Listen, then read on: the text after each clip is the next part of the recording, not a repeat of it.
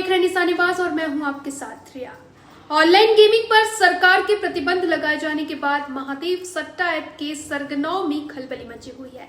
App के संचालनकर्ता सौरभ चंद्राकर और रवि उप्पल ने गिरफ्तारी वारंट खारिज करने के लिए ईडी की विशेष अदालत में आवेदन लगाया है, जिसमें 3 महीने के भीतर खुद को पेश होने की बात कही है। देखिए इस पर एक रिपोर्ट।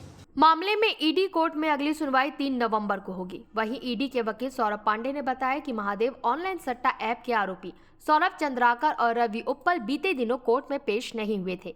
विशेष न्यायालय ने दोनों के खिलाफ गैर जमानती वारंट जारी किया था। उस गैर जमानती वारंट को कैंसिल करने के लिए सौरभ चंद्राकर और रवि उप्पल हाईकोर्ट में आवेदन लगाया था, जिसे बेहद सुनवाई के बाद न्यायालय ने आवेदन को निरस्त कर दिया था। रवि उप्पल ने सुप्रीम कोर्ट में आवेदन लगाया था, जो आज तक पेंडिंग पड़ी हुई है, लेकिन आज एक बार फिर वारंट को कैंसिल करने आवेदन लगाया गया है। साथ ही अपनी सुरक्षा की तैयारियों का हवाला देते हुए कोर्ट में पेश होने के लिए 3 महीने का समय मांगा है। अगर ये बिना किसी शर्त के अपनी बात रखते हैं तो इस विषय पर सोचा जा सकता है, लेकिन इन्होंने इस बार भी शर्तें रखी हैं। इस पर भविष्य में न्यायालय फैसला सुनाएगी। महादेव ऐप के जो एक्यूज हैं, जो कि यहाँ पर उपस्थित नहीं हुए हमारे समक्ष, जब हमने ईडी ने समन किया था तब भी उपस्थित नहीं हुए।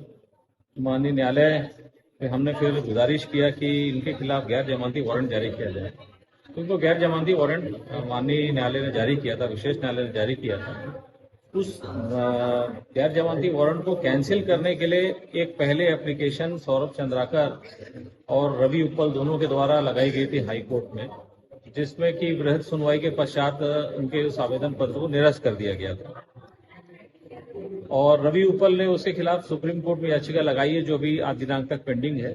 लेकिन यहाँ एक नया एप्लीकेशन पेश किया गया कि हम जो है इस वारंट को कैंसिल कीजिए, क्योंकि वारंट कैंसिल करने के लिए जरूरी नहीं है कि उस आदमी को उपस्थित होना आवश्यक हो। एक दूसरा उनकी तरफ से ऑफर ये भी दिया गया कि हम 3 महीने का हमको समय दिया जाए, हम 3 महीने के भीतर स्वयं से माननीय न्यायालय के समक्ष उपस्थित होंगे। आप वारंट कैंसिल कर दीजिए, 3 महीने का हमको समय दे दीजिए, और अन्य सारे जो हमको अब हमारे प्रोटेक्शन के लिए जो भी हमको ग्राउंड लेना है, करना है, वो सब करने का हमको समय दें, वो करके हम आएंगे आपके पास में। हमारा कहना था कि ऐसा ऑफर ईडी के द्वारा जब माननीय उच्च न्यायालय में इनका पिटीशन पर सुनवाई हो रही तो दिया जा चुका था, लेकिन वो अनकंडीशनल था, बगैर किसी कंडीशन के अगर आप आ रहे हैं तब की बात थी। हमारा ऑफर था कि वारंट कैंसिल किया जा सकता है अगर ये स्वयं से उपस्थित हो जाएं। लेकिन वहां उनके एडवोकेट जो अपीयर हुए तो उन्होंने कहा था ये तो एक जाल बिछा रही ईडी हमको पकड़ने का, और उन्होंने इस ऑफर को रिजेक्ट कर दिया था। आज जब ये ऑफर आया है इनकी तरफ से कि 3 महीने का समय दिया जाए और मुझे अपने प्रोटेक्शन के लिए जो जो विधिक उपाय करने हैं वो करके आने का मुझे समय दिया जाए, ये इनके द्वारा अगर कहा जा रहा है, हमारा कहना था ये अनकंडीशनल ऑफर देंगे तो सोचा जा सकता है। लेकिन आज भी उन्होंने अपनी कंडीशन रखी है, अनकंडीशनल नहीं किया है। तो माननीय न्यायालय ने दोनों पक्षों को सुन करके अभी फैसला सुरक्षित रखा है, जो कि 3 नवंबर को संभवतः आएगा।